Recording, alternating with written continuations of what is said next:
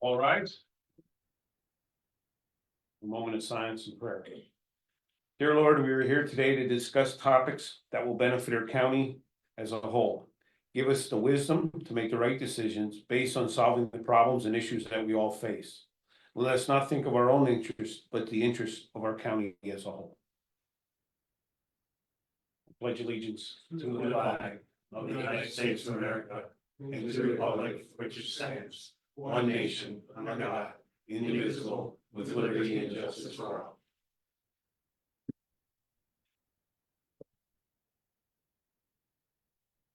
These proceedings are being recorded for the sole purpose of preparing accurate written minutes. Recordings are overwritten following approval of the minutes, eliminating all unofficial records of these proceedings. The first item is the approval of the minutes of the previous meeting held August 1st, 2024. Motion to approve. Second. Mr. Honor? Yes. Mr. Notstein? Yes. Mr. Sefranco? I will abstain. I was not here. Are there any guests here concerning county business? Hearing none, I would just like to call one person out here today. With us is Mark Faircheck. He is our former county controller. So welcome to the meeting. We have our current county controller here, so it's always good to have two. I don't know if that's a good sign or bad sign. We'll see how the meeting goes. Thank you. The next item is a proclamation for adoption. A proclamation number 2024-009, acknowledging the month of August as Child Support Enforcement Awareness Month. Motion done. Second. Mr. Honor? Yes. Mr. Notstein? Yes. Mr. Sefranco? Yes. You wish to read? We have to. Accept yes. Yes. Whereas this year celebrates the 49th anniversary of the Title 4D Child Support Enforcement Program, and whereas the Commonwealth of Pennsylvania is committed to providing for children and ensuring they and their parents or caregivers receive the emotional, financial, and medical support they deserve, and whereas Pennsylvania continues its mission to meet or exceed all federal performance standards in the establishment and enforcement of child support orders, parentage, establishment, and cost effectiveness. And whereas Domestic Relations Office staff have worked diligently to ensure child support services continue to run efficiently despite continued staff shortages. And whereas Pennsylvania disbursed $1.1 billion to custodial parents in federal fiscal year 2022 to 2023. And whereas Pennsylvania's collection of current child support and overdue support each month continues to rank first in the country. Therefore, the Commissioners of Carbon County hereby recognize August 2024 as Child Support Enforcement Awareness Month in the County of Carbon and encourage all citizens to observe this month with appropriate programs and activities adopted by the Carbon County Board of Commissioners this 15th day of August 2024. Thank you. I think you're someone. Would you like to say a few words? Yeah, you have just a little bit.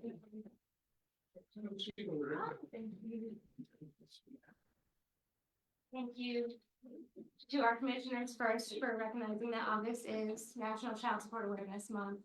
My staff has been absolutely instrumental in collecting, establishing, and enforcing support orders diligently. In the year 2023, we did collect over $6.4 million for clients across the Commonwealth of Pennsylvania. And we did give back from that amount to the County of Carbon $500,000, I believe. And this year thus far, we have so far collected $3.9 million for clients, giving back so far to the county $360,000. My staff has been instrumental in fostering strong relationships between parents and their children, and also promoting responsible parenting. So thank you again to you three for adopting us. No, thank you on behalf of Carbon County for all you do and all you do. Very appreciative. Thank you, and your staff, all Yeah. your staff, you know, for everything you do. Thank you. We do appreciate it. We do I have a hope you're, I'm sorry, but I hope you're planning something big for the 50th anniversary next year. We'll see. We'll get with you guys and see what we can come together with. Our staff actually, we've had a lot of changes in the office too throughout the last couple months. I have our new assistant director here, Molly Sheridan. We have a new enforcement officer, Mr. James Dupree. So we have 2 vacancies left to fill, and then we'll be fully staffed again. You know what, we're always giving these proclamations out, and the county commissioners are very thankful for all you do. But there's one person that's on this citation, and this citation, we're gonna ask her to hand to you. Because she keeps us all in line, he keeps it running, so we will pass this down to our county administrator and ask Ellie to please present that business.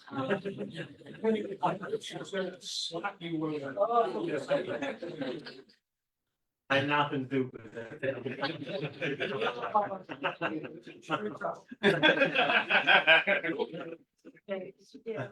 Here you go. Thank You.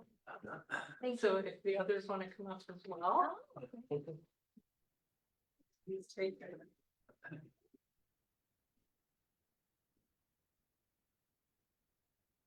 Okay, thank you. Thank you. Thank you, Paul. Thank Great you. job, you do. Thank you. Thank you. Thank you. Thank you. Thank you very much. Thank you.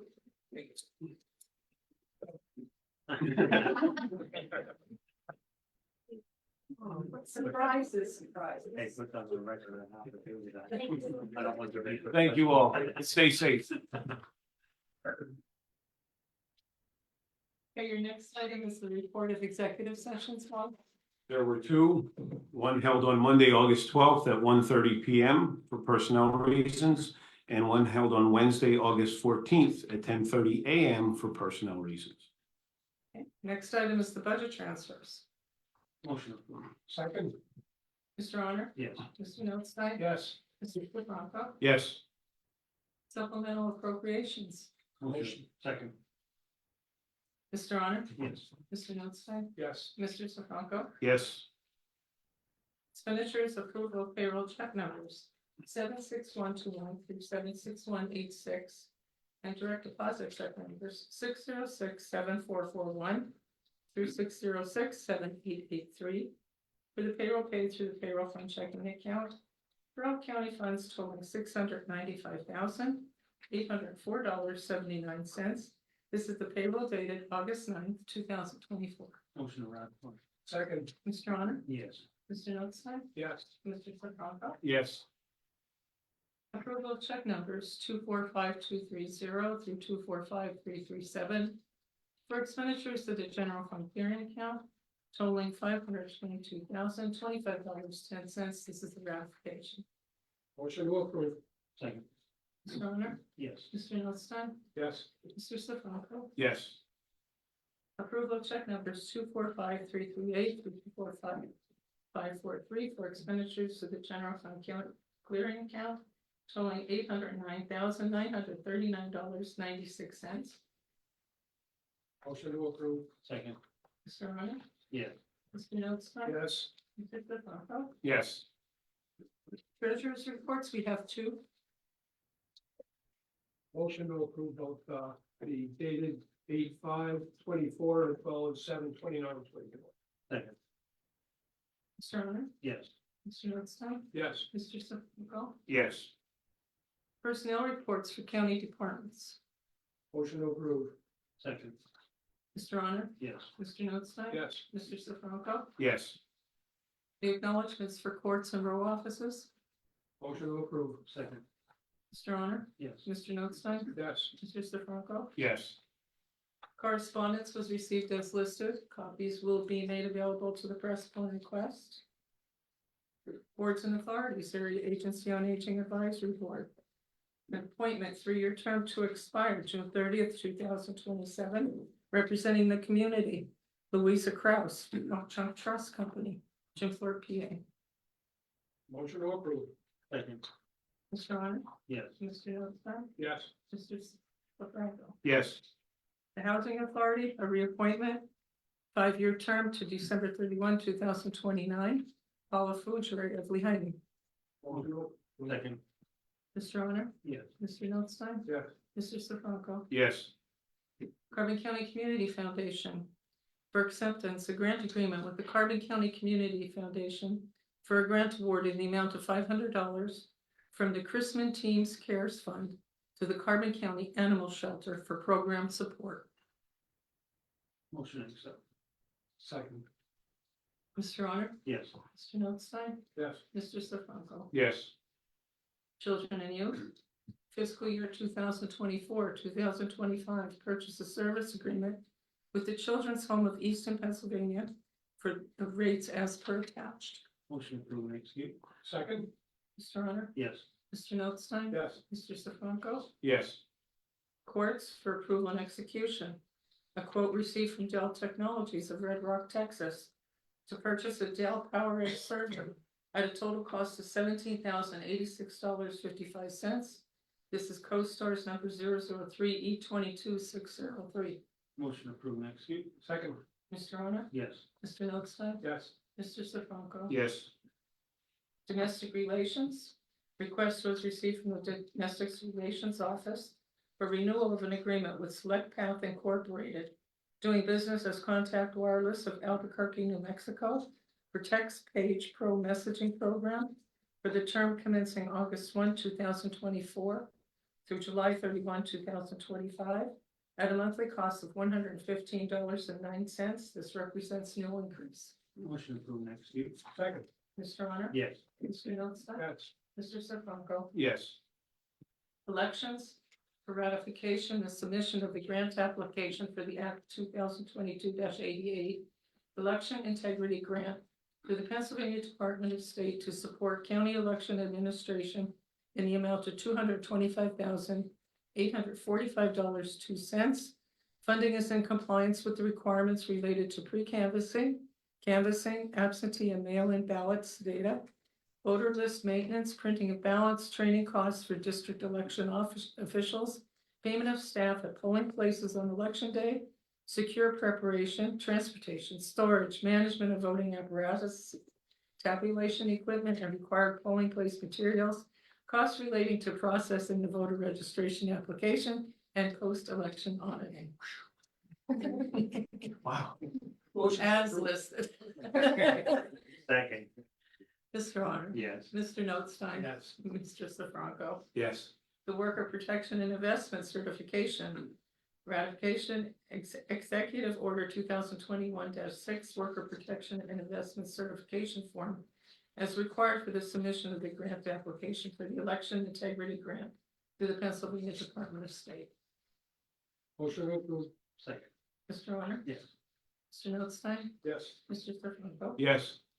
The 2024 ESG grant for approval authorized the posting of a notice scheduling a public hearing for the commissioners to consider an application for the 2024 ESG program on behalf of Family Promise of Carbon County in the amount of $80,000.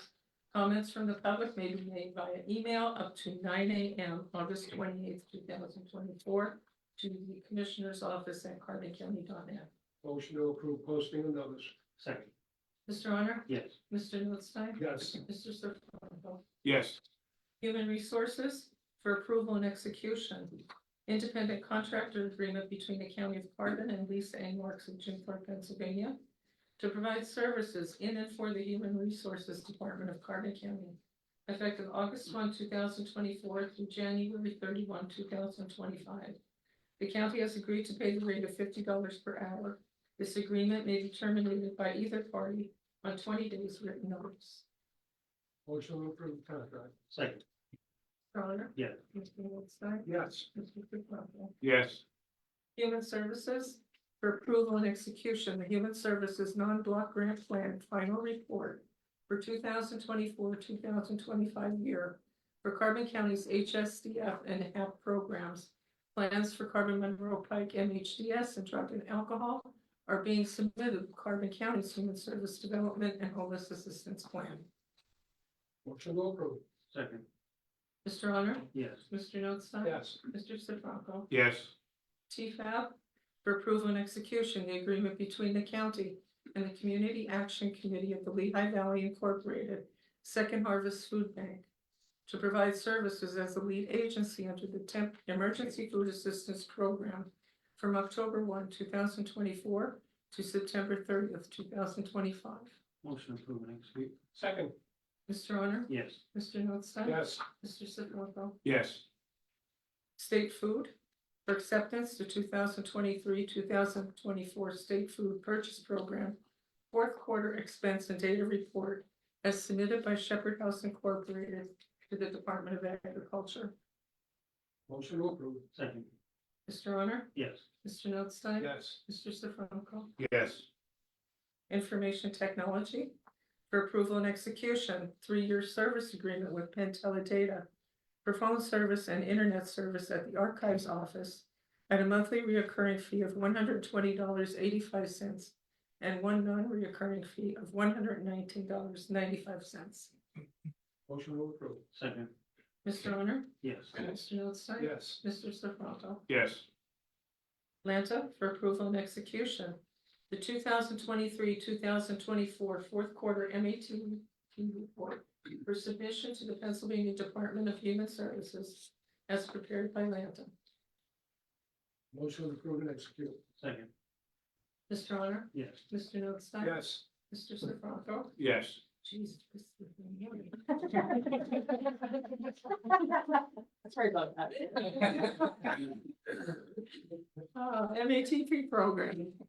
Allocation letter from the Pennsylvania Department of Human Services for the 2024-2025 MAT program, listing the initial allocation of $1,439,000. Motion to approve and execute. Second. Mr. Honor? Yes. Mr. Notstein? Yes. Mr. Sifranco? Yes. Planning and Development, CDBG change order for approval and execution, change order number 1 to the contract with Lehigh Asphalt Paving and Construction of Tamaqua, Pennsylvania for Packer Township street improvement, Oker Mill Road, culvert replacement, fiscal year 2021, due to contract price increasing $13,565.07 for the new total of $250,554.77. The original price is $236,989.70. Motion approved and execute. Second. Mr. Honor? Yes. Mr. Notstein? Yes. Mr. Sifranco? Yes. The Limited English Proficiency Plan for Adoption and Execution. Adoption of the 4-factor analysis and Limited English Proficiency Plan and certification of completion required for the fiscal year 2024 Community Development Block Grant and Emergency Solutions Grant Program. Motion adopt and execute. Second. Mr. Honor? Yes. Mr. Notstein? Yes. Mr. Sifranco? Yes. Sheriff's Department. For adoption and execution, a quote was received from Dell Technologies of Round Rock, Texas, to purchase a Dell Edge power server at a total cost of $17,255.57. Co-Stars Agreement number 003 E22603. Motion to approve and execute. Second. Mr. Honor? Yes. Mr. Notstein? Yes. Mr. Sifranco? Yes. Union agreement for approval and execution, collective bargaining agreement between the county and ASME District Council 87 AFL-CIO Local 2483, representing court-related professional employees for the period of January 1, 2024 through December 31, 2026. This agreement incorporates a salary structure based on years of service with the county for the assistant district attorneys and assistant public defenders, plus the hourly wage for the social worker, benefit time allowances, health insurance, and prescription copay. Motion to approve. Second. Mr. Honor? Yeah. Mr. Notstein? Yes. Mr. Sifranco? Yes.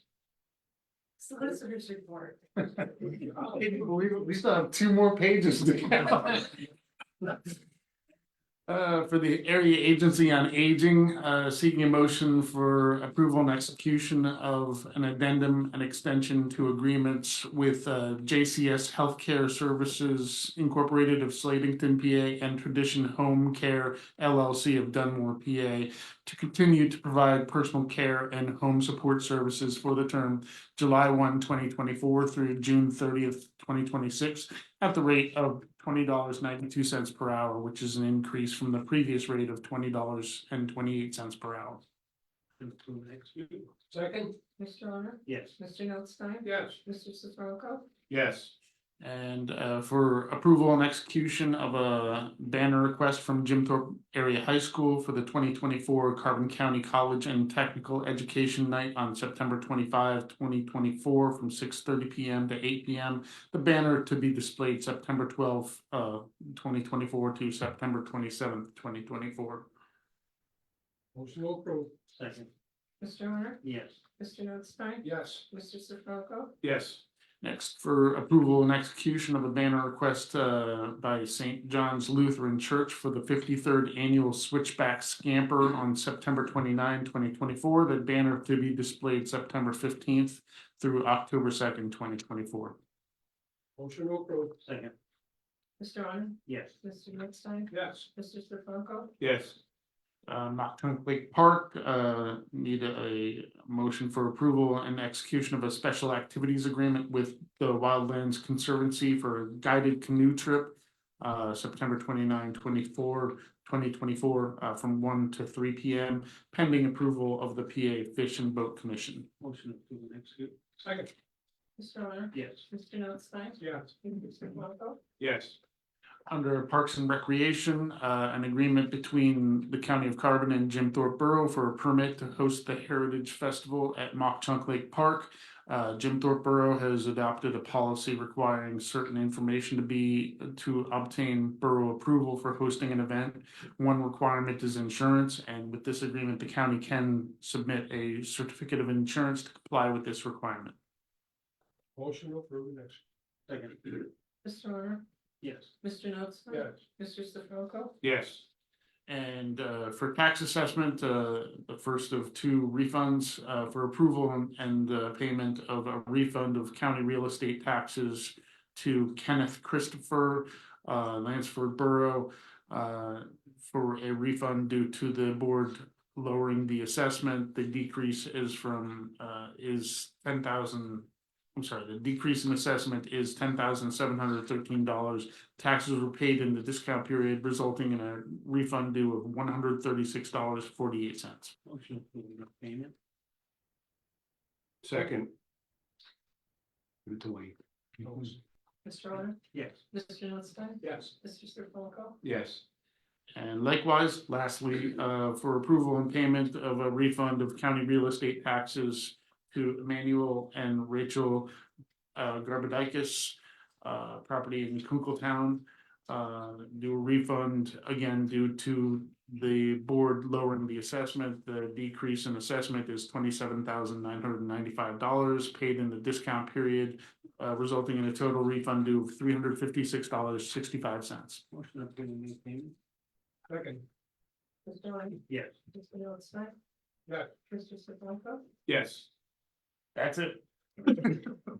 Any further business? I have one item, and that is that the Mock Chunk Lake Park is obviously celebrating their 50th anniversary this year.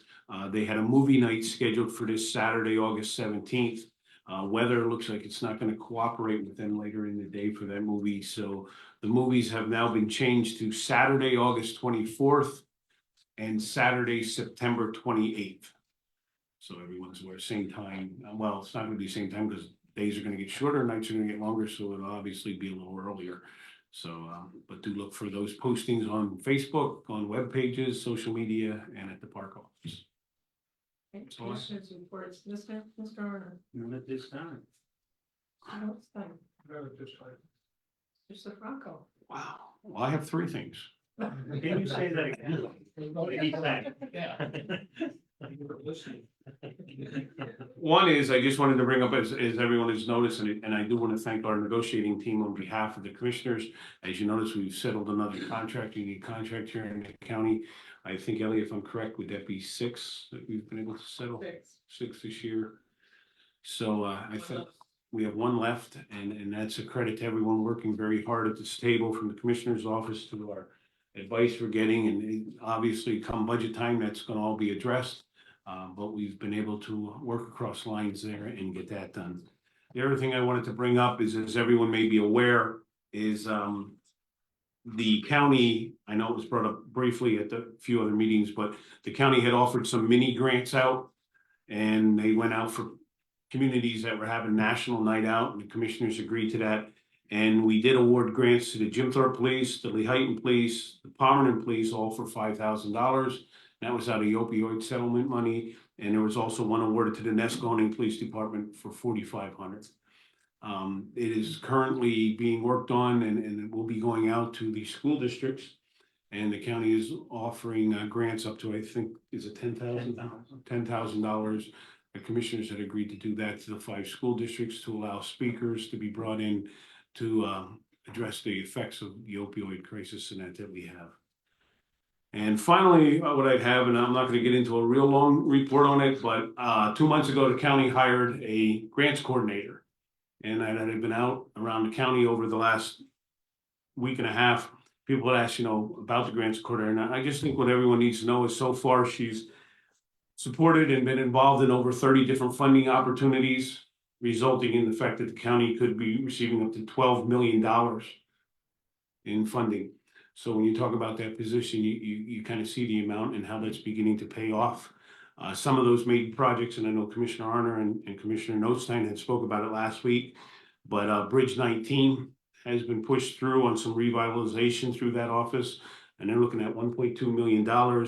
Bridges 2, 3, 4, and 18 are also being addressed at this time. It's something that hasn't been done in many years, but we seem to be moving very well forward in that, and that's a very positive thing. Obviously, we spoke about the Vivitrol grant, and we spoke about the COVID money that finished up the prison grant, which was $500,000 too. So all of that is a credit to the grants coordinator and what is done. The one thing that she did want to bring out is she did forward to all your school districts our for a PCCD grant, all school districts, there's $734,000 out there available to all the school districts, not each individual school district, but by school districts.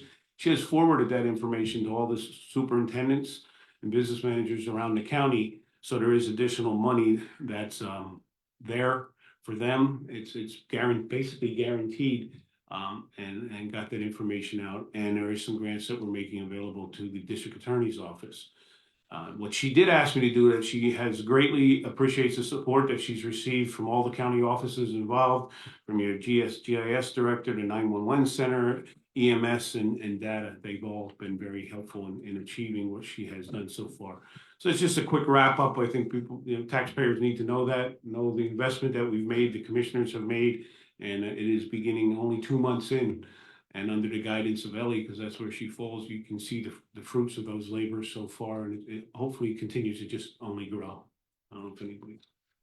In addition to that, that's done by our staff has been down one person since last fall. So I again want to credit to our staff here in the commissioner's office. And not only Val stepping up to the plate and still doing some of her previous tasks here in the office, as well as the others taking on more work. So I truly appreciate the staff we have in this office for the work they do. And I just wanted to publicly acknowledge them for our appreciation of the amount of time and work they put in without complaints. Without complaints, I'll repeat.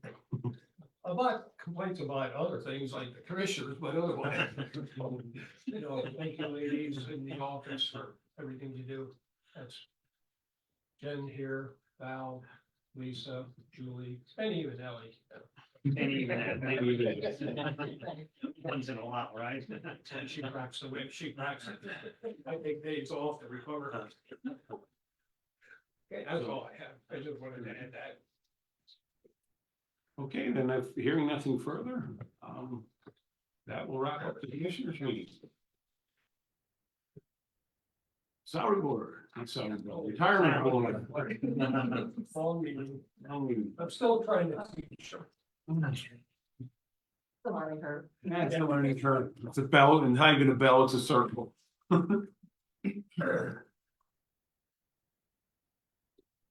Hey, All right, if you're ready, we are. approval of the minutes of the previous meeting held July 18th, 2024. Motion approved. Mr. Zelenka, Yes. Mrs. Herman, yeah, Mr. Arner, Yes. Mr. Notstein, Yes. Mr. Soprano. Yes. Are there any guests here concerning retirement board business? Hearing none. There were no executive sessions held. Motion to ratify warrant checks number 41069 to 41080. Direct deposit number 702-7785 to 702-8203 for July. Oh, second. Mrs. Zelinka, Yes. Mrs. Herman. Yes. Mr. Arner, Yes. Mr. Notstein. Yeah. Mr. Sefranco. Yes. July activity report. There were 8 retirement refunds, 2 superannuation retirements, 1 death benefit, 2 deceased. On behalf of the retirement board, please offer our condolences to the families of Teresa Davis and Joanne Panzarella. Disbursements for July, monthly benefits, $498,277.69.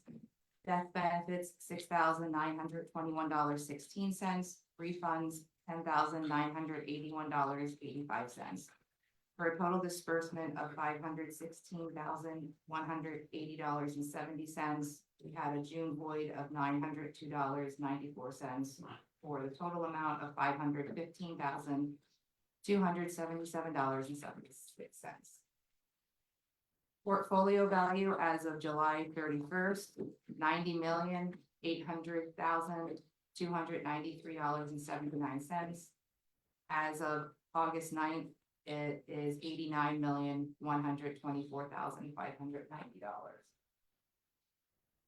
There was no correspondence received. Anything for the solicitor's report? No report. And today we have our investment consultant, Sarah Wilson, with us. All right, good morning. Morning. Nice to see everybody. What we're gonna do is let's go to page 10, which is already up there on the screen on your book. In your book. So I always think it's very interesting is that in order to understand your performance, you have to understand what happened within the economy in the last 3 months. But by the time we go to print this and we're here, as you know, this is end of June 30th, everything has changed. So when we look at that, we are now becoming this ever involved, very fast pace with a lot of numbers coming out there. So we look at the real GDP growth over year, and that's the gold line. And we saw it picked up notably in the second quarter with an increasing at an annual rate of 2.8, and it was better than expected. But what we have seen right now is the economy has remained largely resilient since 2023 amid the higher interest rates. That is now starting to change. You've seen a lot of data starting to come out there, and large corporations, higher income households have kind of weathered the storm. But wow, what we're starting to see is that smaller companies, small cap, mid cap companies are really having a little bit of trouble. And you'll see that within the performance compared to a large cap manager. What we've also seen is you can look at the bottom of that, the US business confidence at the bottom of the page, you can see that gray and green. So CEO confidence is kind of like average, but small business operations are actually starting to fall a little bit. And the other thing that we've seen, and this is really going to have an effect on the economy, it's going to have an effect on real estate down the road. Credit card and auto loan delinquency rates for younger households are rising faster rates than older households. So what's happening is that high interest rates, we've talked about it, the high interest rates on credit cards, it's a lot harder for the 35 and under to now buy homes. So you're going to start seeing interest rates are going to go down, prices are going to start going down, but that movement towards the next generation of buying homes is still going to be back because now they've got a significant amount of credit card debt there. If you, let's see, it's down. Okay, let's look at the page 11. We talk about what's happened with unemployment. Now we know that unemployment for at the end of June was 4.0, a notable increase above its 12-month low of 3.5. And then it came out this week, unemployment's 4.3%, the highest since 2021. So those data means that the Fed's starting to look at this interest rate hike, and we look at that. One of the things that we should notice is the indicator for the overall labor market for temporary help positions was down 7.7%, the lowest level since April 2020. April 2020 was COVID, and we look at that. So temporary help, and think about how many places hire temporary help. So we've really seen that start going down as well. And with the unemployment rate, we look at what's happening with the hourly wage, and average hourly wage increased 0.2%, so year over year 3.6, and so that has gone down as well. And we talk about the Fed, what's happening with the Fed, and you can look at that and where the market expected. So remember, at the beginning of the year, we thought the Fed may do one cut. Mid-April, we thought the Fed may actually rise because they weren't getting in all of that data. And then we'll talk about it afterwards on what happened last Monday when we really saw that change in the market. And so now some economists believe and analysts believe that the Fed is going to do 2 cuts. We'll see the first cut in September. They will then do, remember, they do not have to meet to do a cut. They can go do an emergency cut. The market has priced in 3 to 4 and then 4 next year. Some economists are pricing in up to 5 cuts this year. And so what happens again, though, is that has produced a little bit of volatility within the market, because what it means is that inflation is starting to, really affect the consumer. So the consumer's not spending as much. We start seeing that. We look at interest rates. But remember, they hiked them up, they hiked them down too fast, and they hiked them up too fast. We don't want to see that. We don't really want to see them cutting and going into emergency cutting. While it's nice for the consumer to borrow, it's nice for the economy. We've got the small mid-cap companies that borrow interest rates. You'll see them do better in this market. The problem is it doesn't let itself catch up to itself. So you cut 4 cuts now, then what's going to happen there? And then you'll start seeing inflation go back up. If you turn the page, you go look, and remember, we're a global economy. You've got global managers in there, and you saw inflation data in most major economic regions was better than expected in the second quarter. So we actually saw international do a little bit better. Annual inflation fell to 2.5 in the Eurozone through June, well below its peak of 10.6%. And then we saw, given the lower inflation, European Central Bank has started to cut its rate. So they cut by 25 basis points. I think this is interesting. We go look at that bottom, China consumer confidence. China has really had a tough time coming back from COVID. And even though, you look at China and you expect, their economy to do well. I mean, everything's made in China. We've really looked at consumer confidence is really, really weak. And you can see, obviously, it dropped May 2020, but then it spiked back up, and then they had another surge of COVID, and now what they're starting to see is household savings are at record levels and generated lows in consumer confidence. So they're saving, but they're not spending. And then we go look at what's happened this quarter, and we look at how U.S. equities did 3.2%. Trailing 12 months, they were up 23%. We look at international was down, but trailing 12 months was 11.5. US equities posted solid gains, but when we look at the dollar and strength, dollar was a little bit stronger. That detracts from international developed and emerging market returns. We look at fixed income. We'll talk a little bit about fixed income. It was positive. Trailing 12 months, 2.6 versus the trailing of U.S. equities, 23.1. That was why we have diversified. We've lowered your asset allocation to fixed income, and you'll see how that's benefited in performance. We also saw a decline in oil prices. Commodities were in the black, with gold prices rising more than 5% in the quarter. If we turn the page, and I think this is where we have to understand some of your performance. So we go look at what's happened and go look at how everything has been doing. Healthcare was down for the quarter. It's actually come back a little bit, but growth stocks have yet again topped value stocks, and over the past year, growth has outperformed value by more than 19 percentage points, thanks to continuing outperformance of 7 mega stocks. And that's what drove the market that last week. You know, you go look, we've got this very concentrated stocks that are going. So it's very hard for any other stocks to do well against the indices, you know, managers. So if you're not holding those 7 stocks, managers are having a really tough time. We take a value tilt. We like the value tilt. It's going to do better in a down market. And then let's go look at page 14. This really tells what's going on. So if you look at that first chart, sorry. There you go. Page 15, I apologize. You look at that first chart. So the S&P 500 and the S&P 500 equal weighted. And what does that mean?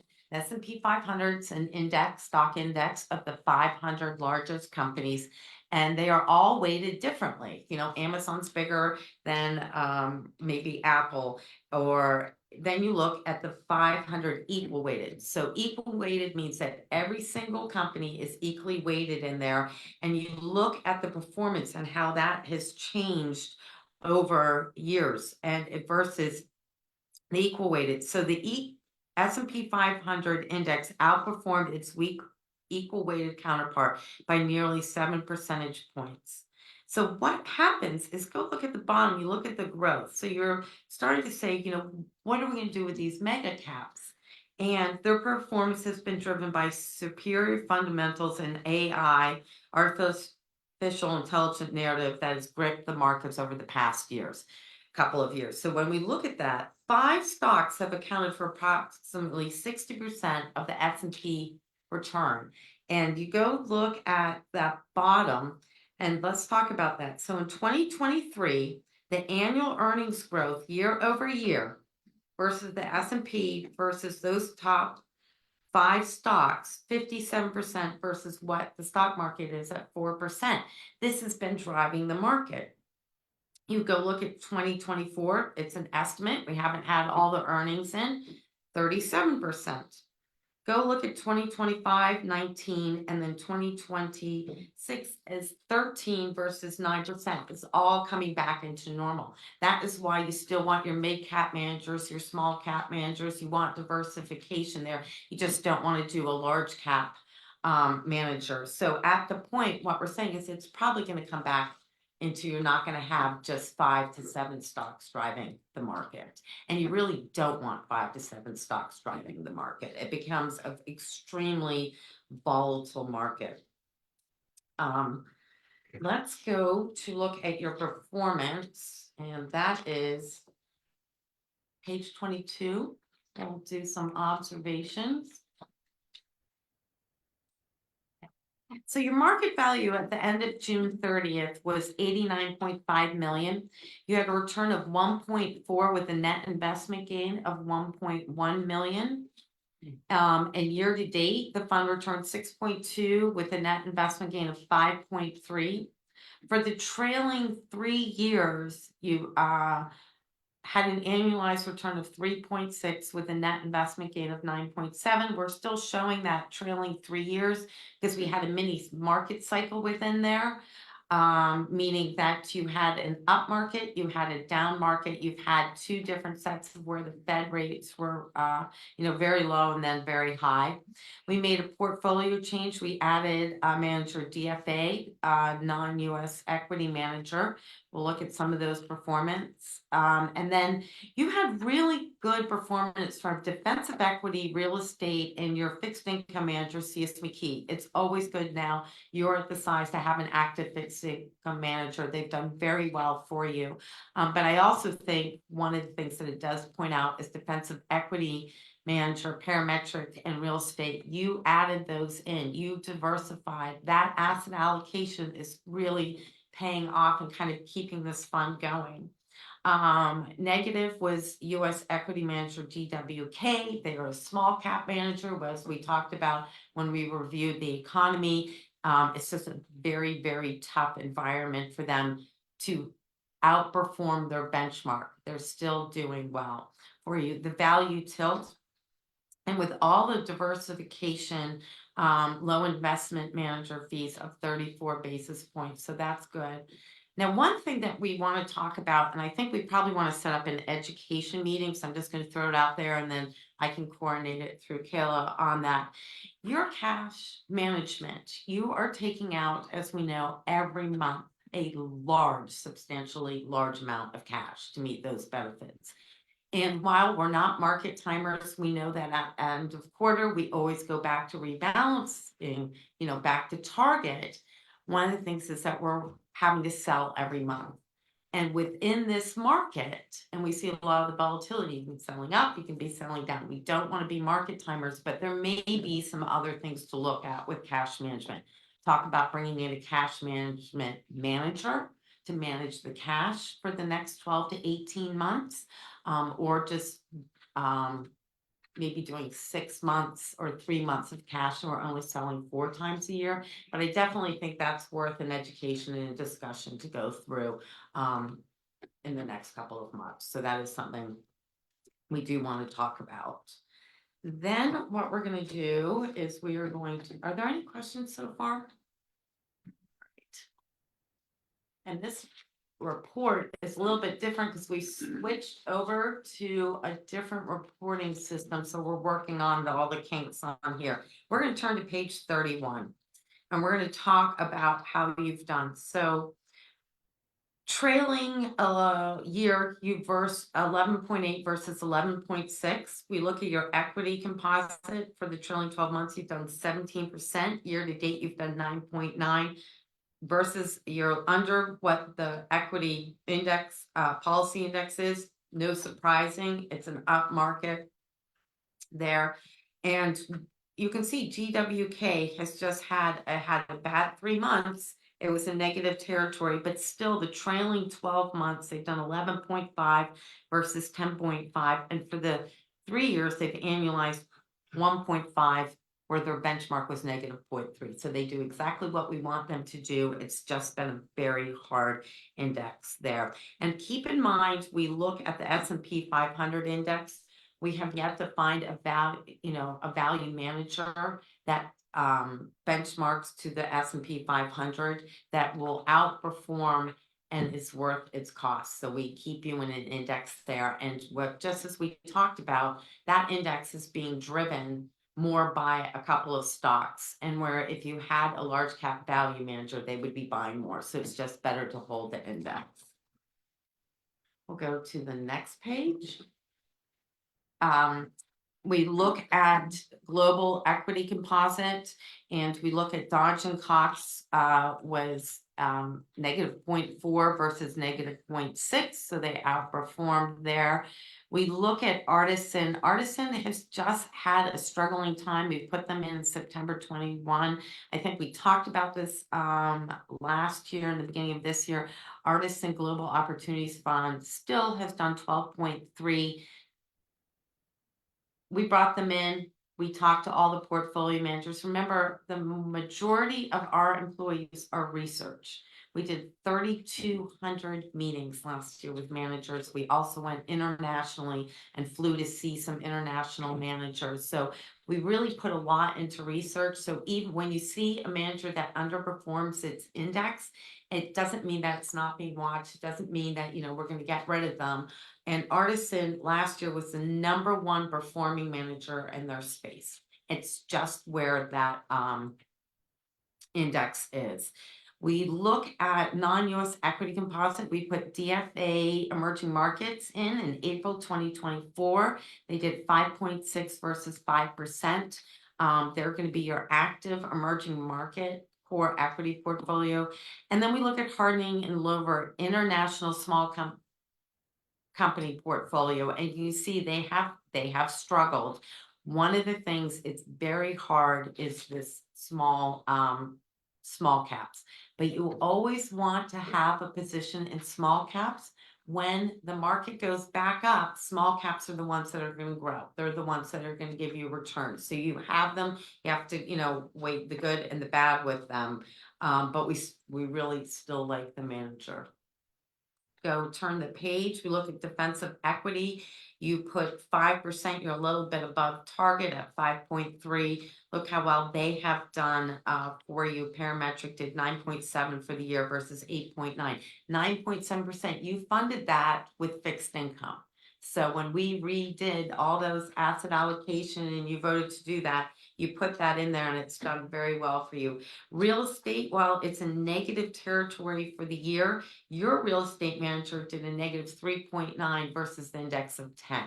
So we really like Morgan Stanley Prime Property Fund. They've done very well. You can see though, for the trailing since inception or trailing 5 years, they've annualized 4.5%. One of the things we did with real estate is last year when we saw them, remember 2022, real estate was the only asset class that was not in negative.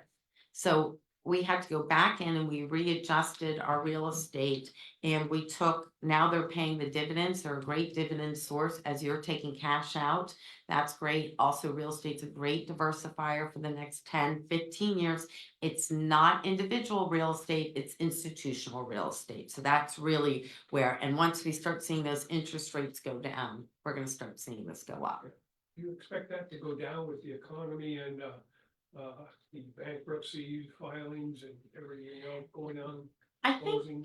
what you're going to start seeing is, I think real estate managers had to readjust what they were doing over the last 5 years, especially COVID.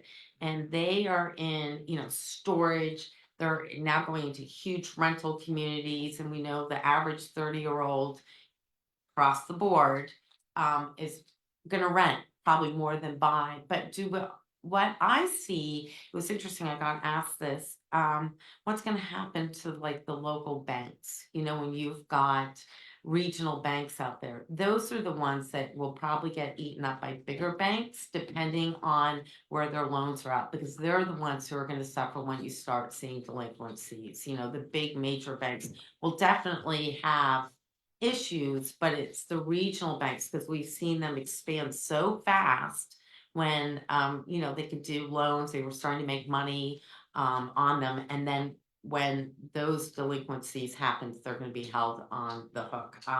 But I think real estate down the road, institutional real estate is going to be very different than residential real estate. I think you're going to start seeing prices are starting to come down in residential. You had rates so low and it drove up prices. People were getting so much more for their house there, and I think it's going to adjust. I think you're going to see that adjusting. I also think that in the last couple of years, you're really going to see what's going to affect is the consumer. We all talk about how much eggs are, how much butter is now, and everything.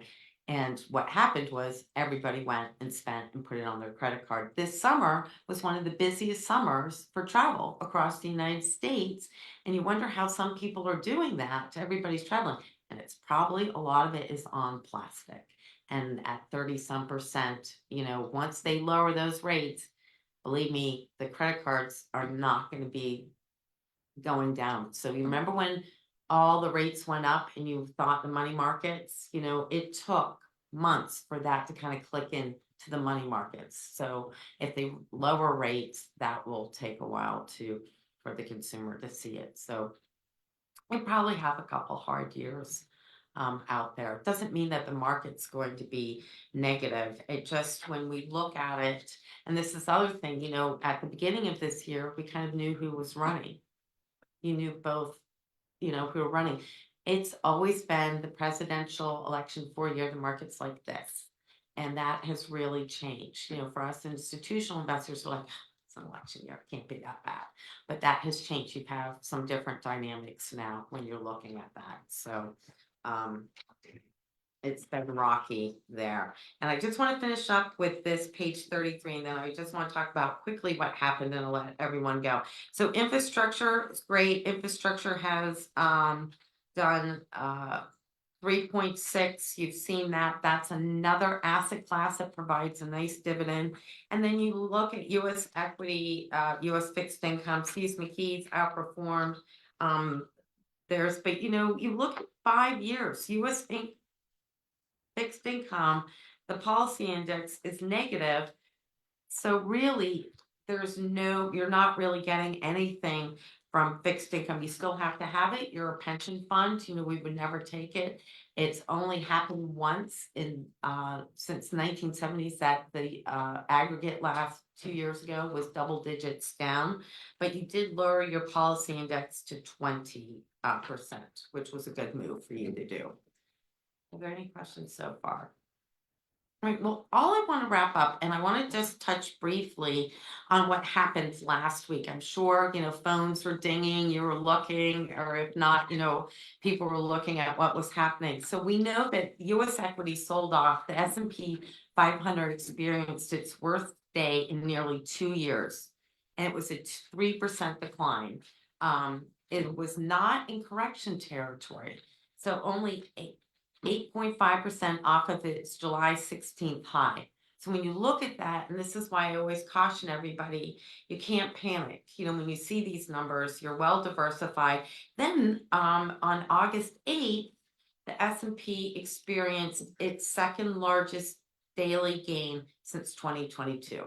So you've had the lowest, you've had the highest. So we see a lot of volatilities that is going on there. And we know that the sell-off was a rough start to August. It was mixed earnings from technology and Amazon and Apple, as well as Intel. So that's why you don't want to always just have a concentration on those mega caps, because those are really, their earnings are going to start kind of coming down from there. And we look at volatility is not uncommon in the markets. On average, market drops 3% 7 times a year, 5% 3 times a year, and 10% once a year. Might be intraday trading, but it still drops there. So with the geopolitical backdrop and the election noise, volatility is likely to persist for the remainder of the year. However, the last time the S&P 500 fell by more than 3% was on September 13th, 2022, when we were in double digits returns. So it's more hang in there. I think you've done very well diversifying this portfolio. We, watch it all the time. I get updates every week on the portfolio, and just so you know, through July 30th, you're at 8.3% at $90.8 million. So you're still holding in and doing very well, considering how much you're also taking out every month. So you've gotten a lot of nice growth with that. Are there any questions? Thank you. All right, well, thank you. It's good to Thank see you. everybody. And, if you ever do have questions on the market, or it seems like a crazy day, you always know you can give me a call. I'm always available. And then what we'll do, bugs. I'll set up a time. We'll go look at some dates to go do the education on cash management. Thanks, Sarah. Thanks. Anything for new business or old business? Any further business? You adjourned. Okay, we have P13 with us today, so questions. Yes, okay, Oh. so, back to the opioid money. Yeah. I guess can you kind of talk about what's happening with that for the schools? When the county decided, we had entered some agreements, and those agreements we no longer other contracts, so we came up with an additional, say, $100,000 out of that money. And commissioners sat down and wanted to make sure it goes back to the communities, because all of the communities had been affected by opioid, and they were all part of the settlement, but most communities, well, none received any part of that money. So what we did is we came up with a way to get money back, because it's been tried, through the state and approved through national night outs. And then Commissioner Arner had brought up about how do we educate the children in the school and get speakers in and offer some money there. So we sat down, and one way was to invite speakers to come in and offer money. Obviously, some speakers need to be paid for, and outreach and all of that. And this money would be used for that. I don't know if Commissioner Arner or Commissioner Notstein wishes to comment further on that, but some speakers can be, obviously you're dealing with an entire school district, not just an individual borough. So that's why the money is, twice that of what a police department would have received. It has nothing to do with it.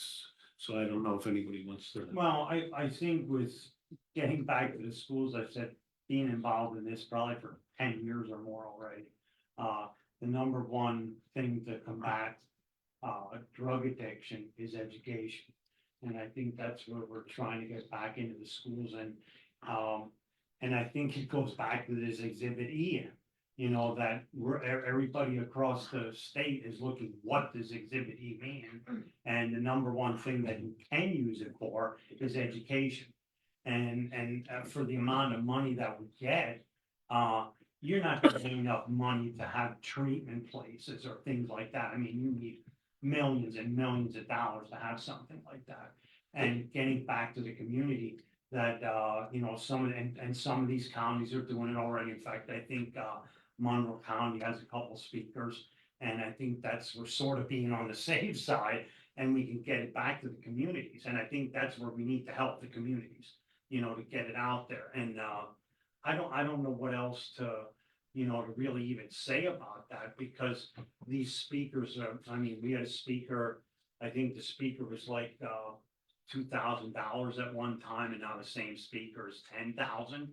But they're well worth it because they go out, they get in, you know, down to kindergarten kids throughout the whole school. And I think it really affects their lives, and they get in the trenches with the kids. And I think that's where we have to combat this. I mean, this trying to build $10 million buildings or something, it's like we're just way behind on that. But I mean, that was my idea from the beginning, that and I go back to it again, Exhibit E, everything you look at Exhibit E, there's something wrong with it. If you would do it here or there, and that's even like the night outs. I mean, the night outs is more or less that one, you know, drug addiction, you know, drug addiction and opiate use. And I think we all agreed on that for the amount of money we get. I mean, we're getting like $400,000 a year.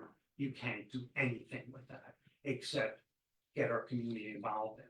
And I think yesterday we even talked about it, Pocono Mountain Bureau, Visitors Bureau is gonna make a commercial for us.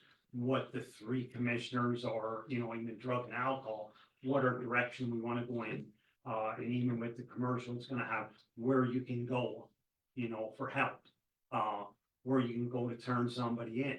You know, it's gonna involve everybody in the, you know, a lot of our departments, you know, not just drug and alcohol, the DA, the sheriff, the whole 9 yards.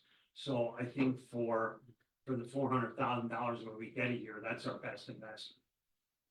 I think it's an extremely good investment because it's in the local municipalities that we can make the contact with the people. Unfortunately, the weather didn't cooperate that well. Some canceled, some still held it.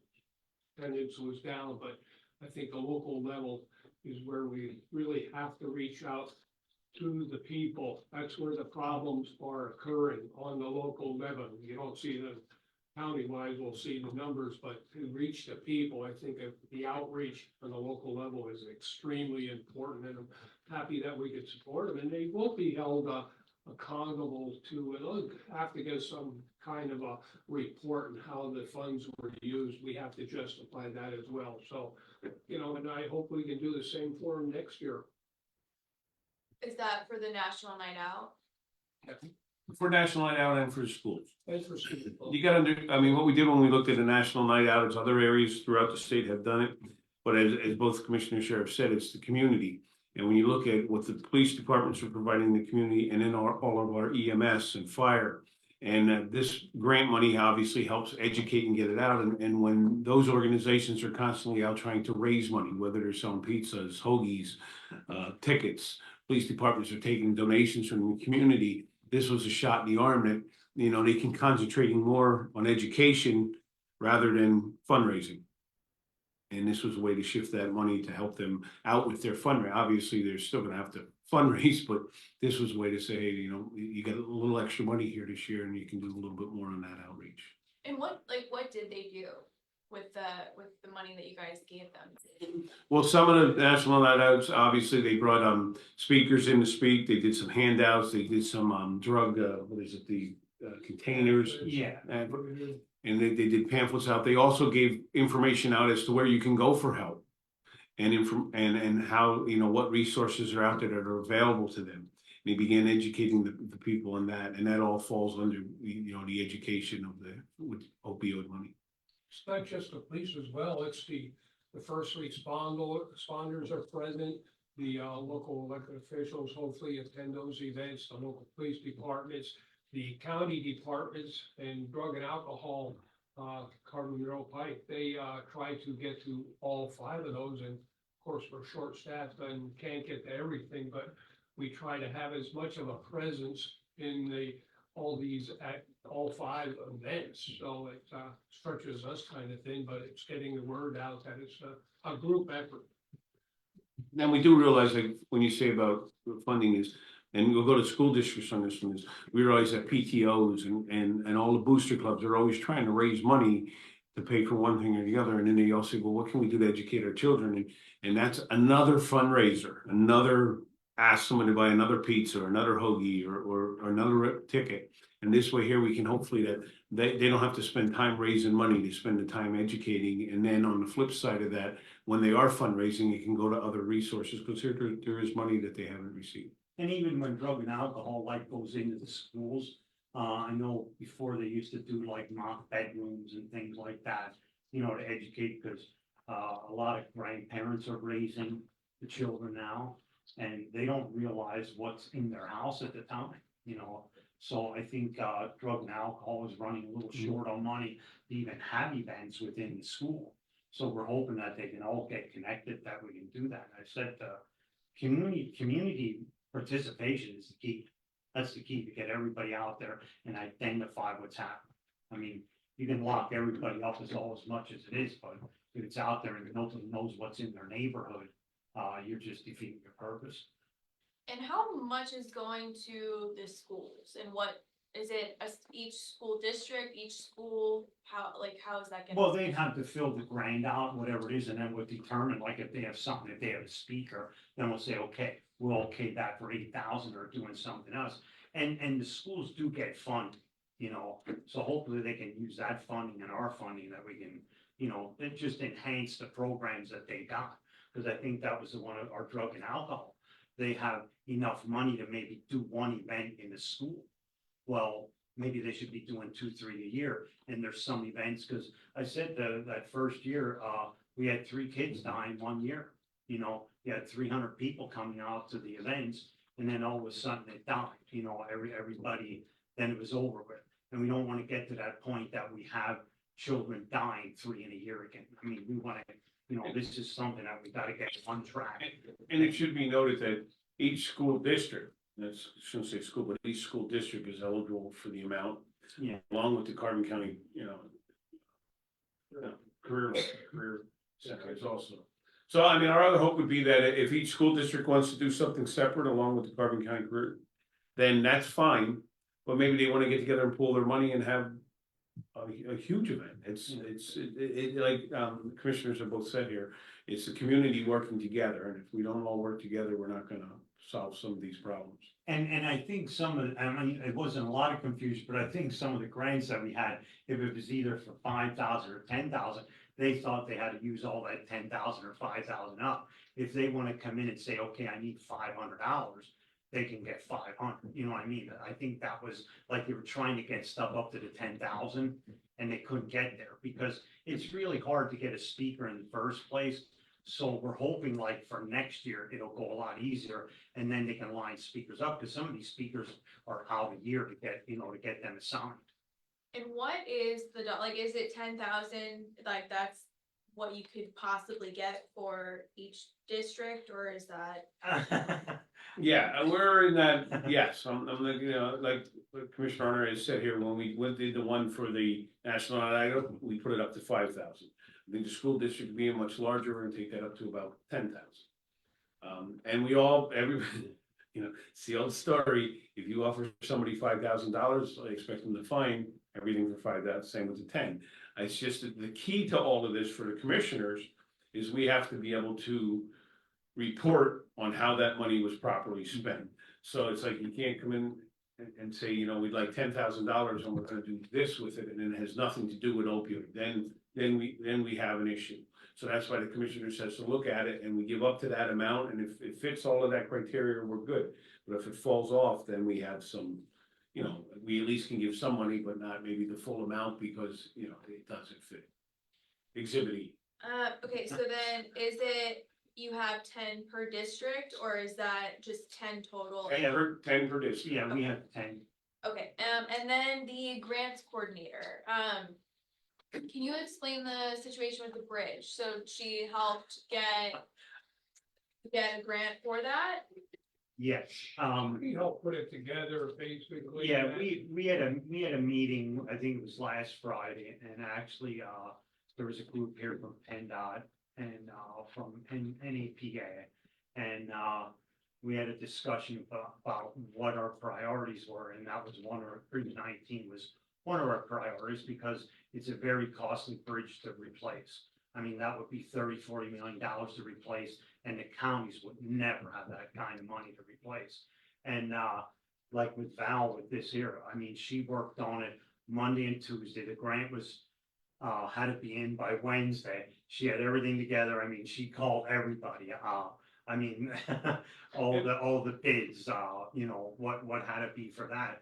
And she got it in on time, and then I think we got the letter like within a couple days, that it's going to, I think it was, is it November? November 19th. Yeah, November 19th, they'll make the determination on if we're gonna get the money, and I think it's $1.2 million. And the total project is like 2.6 total. And one thing I'd like to add to that is, I think that when you look at the bridges and you kind of look at the number, you know, and the reason I brought that up with Val is, and she thanked everyone else, is like, if you just, let's just take a county-owned bridge, first thing you have to look is, okay, it's falling and get all of that. But how does that impact people there? Number one. Number two, how does it affect school busing, transportation and the children to the schools? That has an impact. And the next thing is, how does it impact the emergency services? And then how does it impact police? And then how does it impact employment? It all filters down, and all of that information has to come together from GSI. What are the alternate routes? What are the, you know, what's the detour gonna be set up if there is one? If the county would have to close these bridges, you know, what impact does that have on emergency response? What does all of that? And that all weighs in on trying to get the grant, and that's where your coordinator is pulling all of that together. And she just wants to make sure that that's happening. But she's also reaching out, telling you that everyone that's working with her on that is providing her very, very useful information, and it's a group effort. It's pulling this all together. It's not just one individual, and she wanted to make that perfectly clear.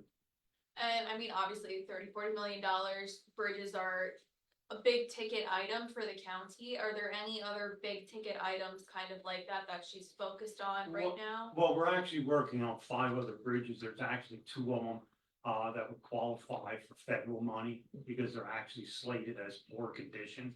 So in fact, we're having a meeting, I think, next week about that, how much money we can get from the federal government.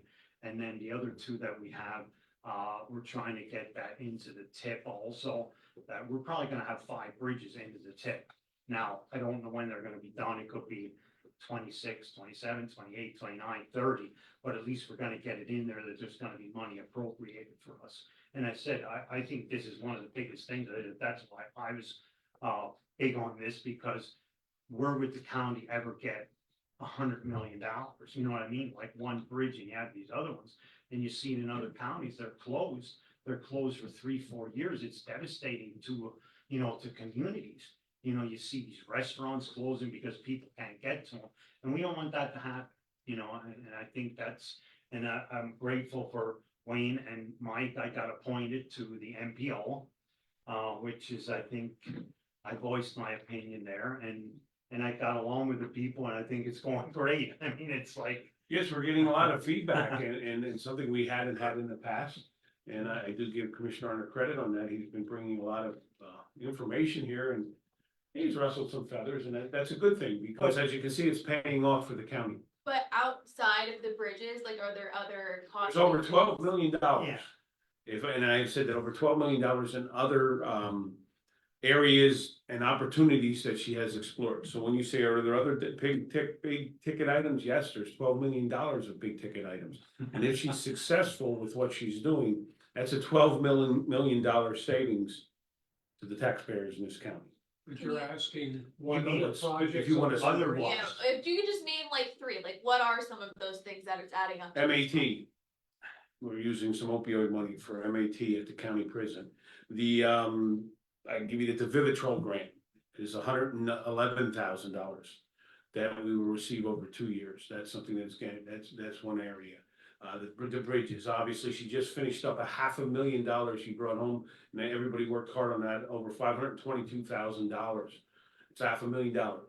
That's $250,000 of taxes to redo to clean all the air conditioning units at the county prison, to add a new supply shed up there. To do our communication, do public defense, children and youth, all of that was part of that grant. So are those big ticket items? Yes, because all of those big ticket items add up to $12 million. That kind of leads into my last question, which is, you're talking about all these things that'll help with the Board of Health tax. So how do you think that her position will affect the budget this coming year? Well, I guess right now, we think we wouldn't have done it if we didn't think it would, we could justify the expense of the person in that position. I think, before we were all over the board, nobody knew what, when reports were due, what grants were out there, and Val has been working on putting a spreadsheet together. When are certain reports due? There was an issue, $50,000 grant issue that was not followed through. I think we finally did get it resolved, but we almost lost $50,000 because a report was not filed timely. And so it's issues like that take 2 or 3 of the grants, it's certainly gonna pay for that position. And if we get this bridge funding, well, right then and there, she put it all together, got the information from, there are 30 other places maybe, but with the help of the other staff and everything, I don't wanna, it's not all Val, but she did a great job of compiling it, put it into the proper form to submit it and get it approved. And that's what the coordinator's job is. Take all the information that she can get, put it into grant form and submit it. And hopefully we get the grants, and I think it will pay in time. Depends on, how much we're gonna get, depends on the grants that come out. That changes every year. Some are only good for 3 years, are reoccurring. After 3 years, you go away. We have to justify what are we gonna do now if it funded a position. And we run into that all the time, so. I think the better question is, I can put the question back to you, is when you say how's that gonna affect the county budget? I would simply tell you that there's $12 million of opportunity the county has ceased. How does it affect the budget if we never went after it? And even with someone like like I think Wayne had even said, like there's salaries in different departments. They're ongoing grants, but you have to fill them out. And if you would miss 2 of them, that could be 100. I mean, the one grant was over $100,000 and the other one that we were finishing up on was $50,000. That's $150,000 we lose out to, subsidize the salaries. I mean, and then that's gonna have to come out of the county budget. And I said, like that grant, her was well worth it, I think, just for them 2 grants for salaries. And I said, this thing with the bridges, I mean. If you go back to the bridges, let me give you a good example of how it affects the economy. Just the DNL trail alone for bicycles, how it affected the tourism. The bike rentals went from like 100 down to 1 a Yeah, day or 52. something. They laid Two 3 rentals, yeah. people off just because of the trail closing. It was a major impact on these local businesses along the trail in Weisport, and Lehighton with the bike rental, and Jim Thorpe, the people not traveling or biking in those areas. Raft, it's a huge effect. And what is it, the 30% loss of revenues in the area? Because of tourism, because of lack of bikes. They aren't renting the bikes out because the trail is closed. So close a bridge, it's a big impact on the local residents as well. And businesses could close the business. Look what happened up at Route 611, up in Marshall Creek area, I guess it is in that, so. And the other thing is not to keep, but the other point is, it's not only Val or the county commissioners or all these other offices. The next lift after this becomes the lift that your state and federal officials, elected officials have to do. Because we can have everything lined up and we can plead the case, but then we do have to work strongly with those officials to get some of this pushed through. Because, and that's where, that's where obviously taxpayers and voters have to pay attention and see who's taking care of their areas. And I'm not playing games here, it's just that is the reality. We could do everything right, but if we don't get the help from them state and federal officials, then that doesn't happen either. So I have, thank you very much. Thank you. You should be able to do an hour show this week. Yeah. With that, everyone enjoy your weekend. Enjoy your time. Thank you.